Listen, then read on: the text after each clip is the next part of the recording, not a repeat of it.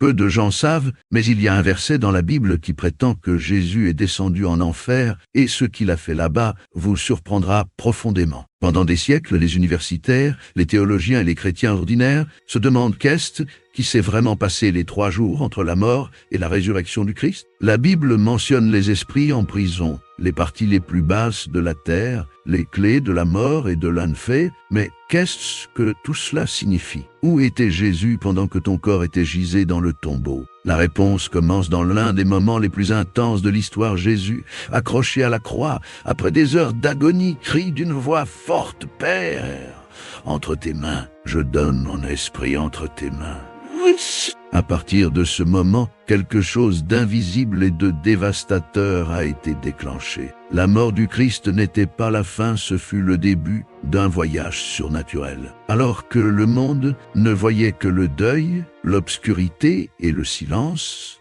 dans les coulisses,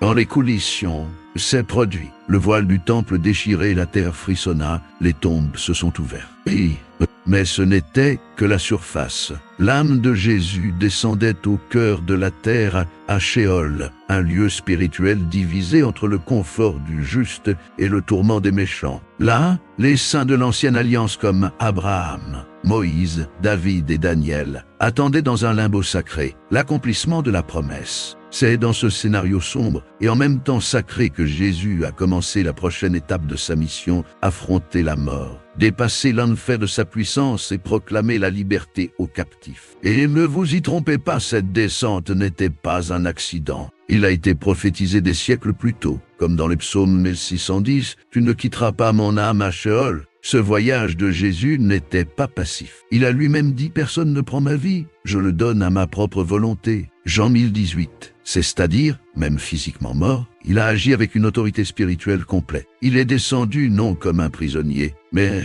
en tant que roi. À Sheol, il a proclamé la victoire parmi les justes, tandis que les méchants sont restés en tourment. Et là, dans le centre des ténèbres, il y avait aussi les soi-disant esprits en prison mentionnés dans 1 Pierre 3920 qui attendaient le jugement depuis les jours de Noé. Pour ceux-ci, Jésus n'a pas apporté de réconfort, mais une proclamation, la croix a gagné. 3 jours étaient suffisants pour que l'enfer reconnaisse sa défaite, et le 3e jour, il s'est levé pas en tant que visiteur, mais comme celui qui tenait maintenant les clés de la mort et des Hadès. Si cela vous impressionne, laissez-le même et partagez avec ceux qui ont besoin de connaître cette vérité. Chaque seconde de la permanence de Jésus au cœur de la terre était intentionnelle. C'était la réalisation des promesses faites depuis le début des temps. Éphésiens 4 dit qu'il est descendu dans les parties inférieures de la terre avant de gagner triomphant et en captivité en captivité. Et quand il s'est levé, il n'est pas parti seul à apporter avec lui l'espoir de la résurrection et la restauration de l'accès direct entre Dieu et les hommes. Le sabbat a été peut-être silencieux aux hommes, mais dans les coulisses, le Fils de Dieu a marché entre les ombres, allumant la lumière de la rédemption éternelle.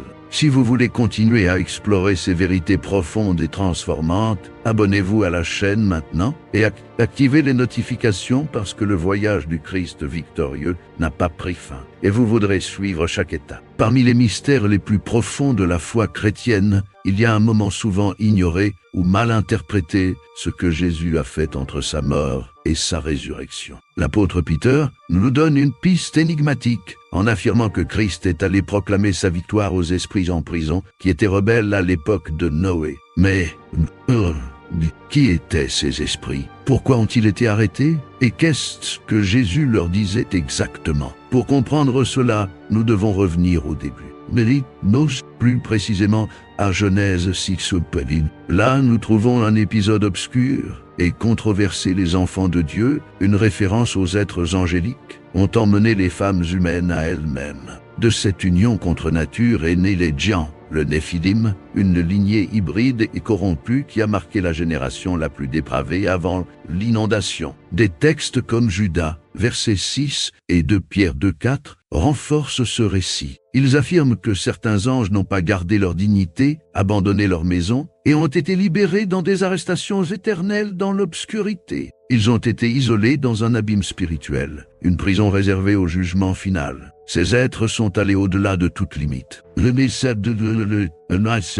ont commis un péché si sérieux que Dieu les a emprisonnés à un niveau plus profond que les morts humains eux-mêmes. Et c'est précisément pour ceux que Jésus descend après sa mort. Mais il n'offrait pas de salut, le texte, bien sûr, il a proclamé. Le mot utilisé dans le grec original, ékerixen, ne signifie pas évangéliser, mais annoncer publiquement. Ce que Jésus a déclaré était une victoire, une conquête, un décret d'autorité. Avant les rebelles qui ont tenté de corrompre le plan de Dieu, le Fils a proclamé la croix, a triomphé. Ce qui semblait une défaite dans l'obscurité était, en fait, l'accomplissement de la justice éternelle. Le plan qu'ils ont essayé de saboter était consommé. Le Messie promis, né en tant que femme, avait écrasé la tête du serpent. La simple présence vivante de Jésus à cet endroit était la preuve que l'empire des ténèbres a échoué. L'agneau, qui a été tué, mais maintenant il était vivant, était là, avant que Spirit ne piégeait les millénaires, pas avec un message de miséricorde. Oui, mais avec une phrase. La rédemption est venue, et il n'en ferait jamais partie. Ce qui, pour les hommes, n'était qu'un vendredi silencieux et en deuil. Dans les régions spirituelles, c'est devenu une déclaration cosmique. Le temps de l'esclavage était terminé. L'autorité a changé de main. Le royaume de la mort a été ruiné. Mais la mission de Jésus ne s'est pas arrêtée là. Il avait encore besoin d'aller aussi loin que les justes s'y attendaient. La descente de Jésus aux profondeurs n'était pas symbolique. C'était le résultat d'une vieille guerre. Depuis Éden, lorsque la mort est entrée dans le monde, elle est venue dominer en tant que tyran.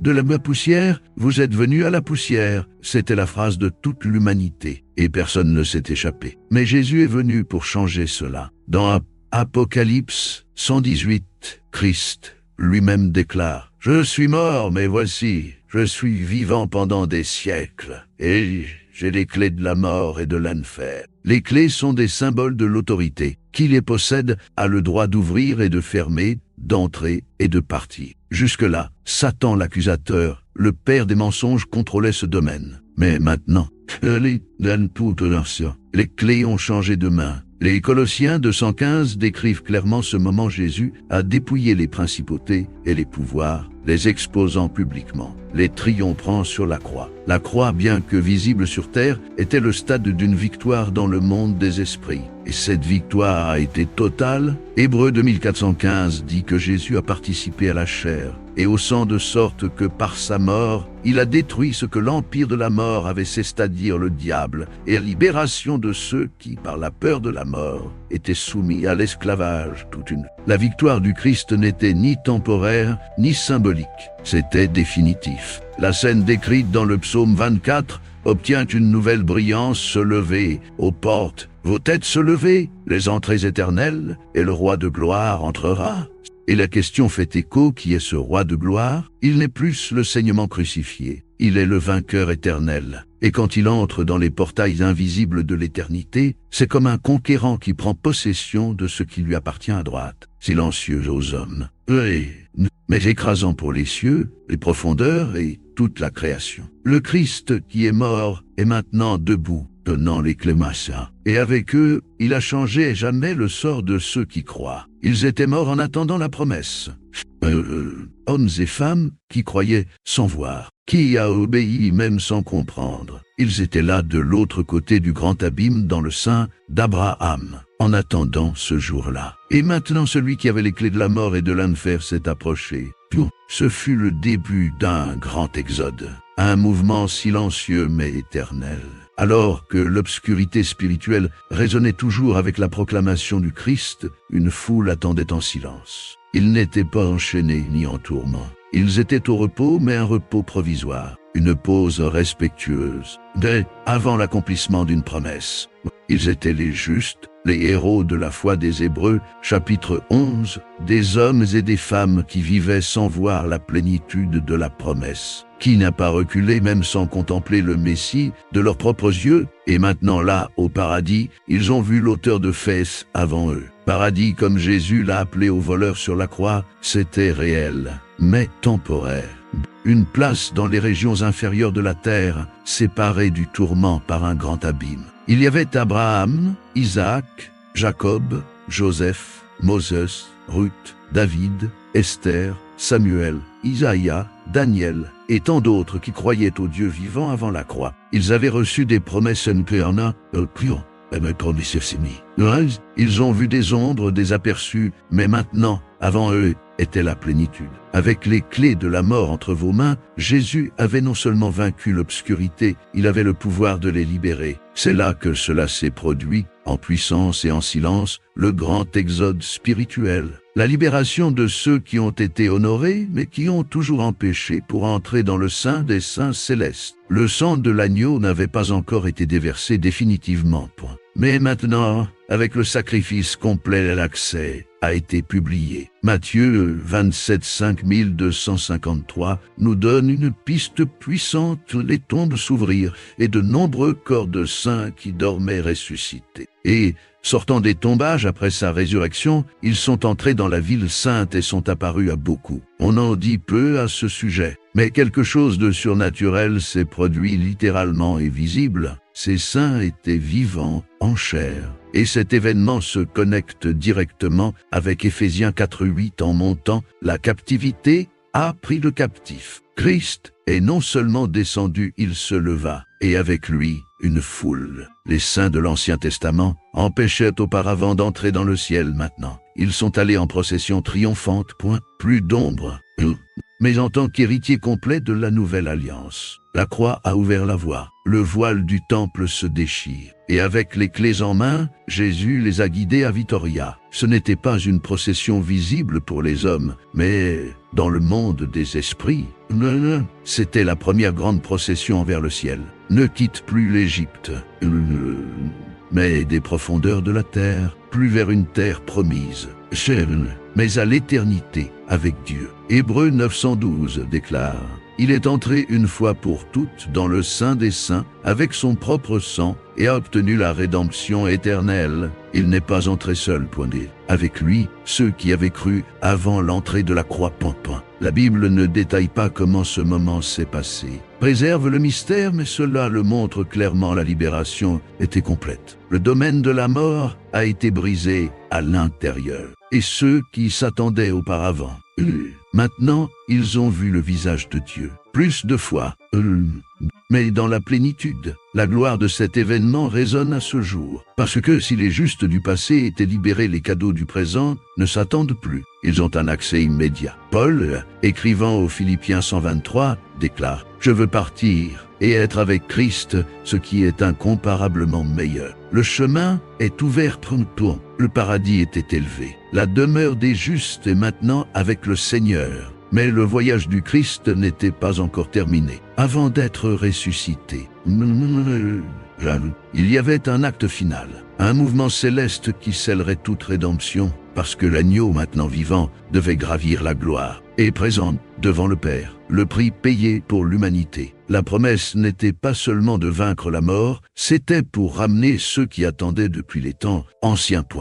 Il était descendu dans les profondeurs, a proclamé la victoire, dépouillé les principautés, libéré les captifs. Maintenant, il est monté dans la gloire, mais il n'est pas revenu comme avant. C'était le retour d'un roi victorieux. Le ciel, une fois réduit au silence par le deuil de la création, il s'est préparé à recevoir l'agneau. Hébreux 912 confirme pas pour le sang des chèvres et des veaux, mais par son propre sang, il est entré dans le sanctuaire céleste et a fait une rédemption éternelle. Le temple terrestre ne servait plus. Maintenant, c'était le saint des saints éternels, où il n'y a pas d'ombre.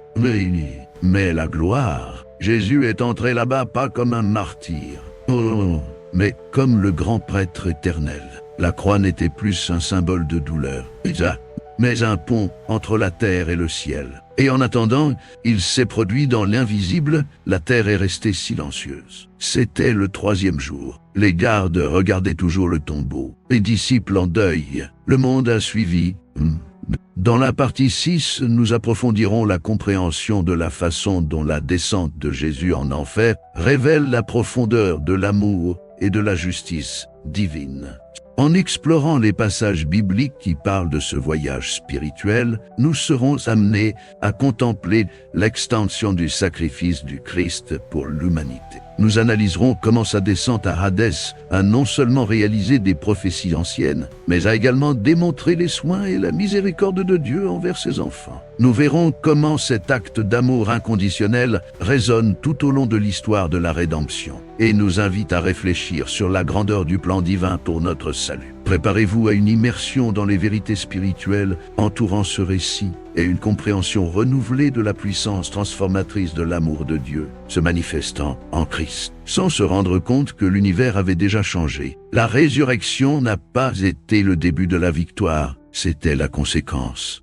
Le triomphe était déjà scellé. Même avant que la pierre ne soit enlevée, le Christ ressuscité ne revint pas à la vie. J'apportais le témoignage avec cette vie avait gagné la mort. C'est le mystère. La victoire a commencé au moment où il a remis l'Esprit au Père et traversé les couloirs invisibles de l'éternité. Il n'y a plus d'abîme. Il n'y a plus de séparation. Il n'y a plus de condamnation. Le voile était déchiré. Les portes ont été ouvertes. La croix a été le portail. La résurrection, le sceau.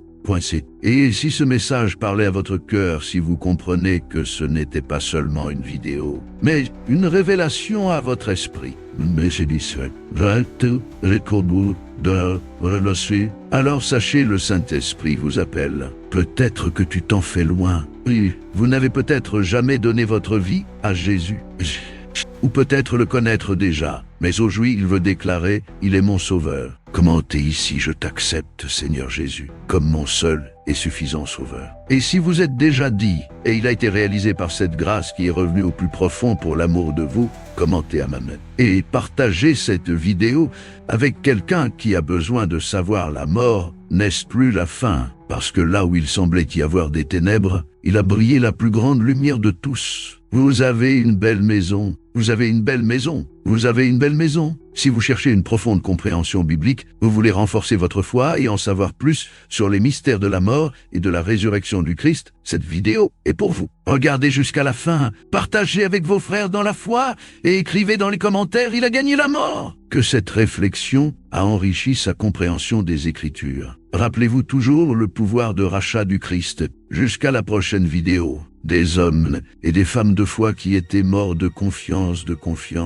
Ils ne se sont jamais vus. Ils ne pouvaient pas sortir seuls. Seul celui qui a gagné la mort pouvait ouvrir les portes du paradis. Et c'est exactement ce qu'il a fait. Si ce contenu a béni votre vie, assurez-vous de profiter, de commenter Amen et de partager avec quelqu'un. Cela aide trop à diffuser ce message. Et si vous souhaitez soutenir davantage la chaîne, envisagez de devenir membre ou de laisser un merci. Cela nous aide à continuer à investir dans le contenu de la recherche et de la qualité pour créer votre foi.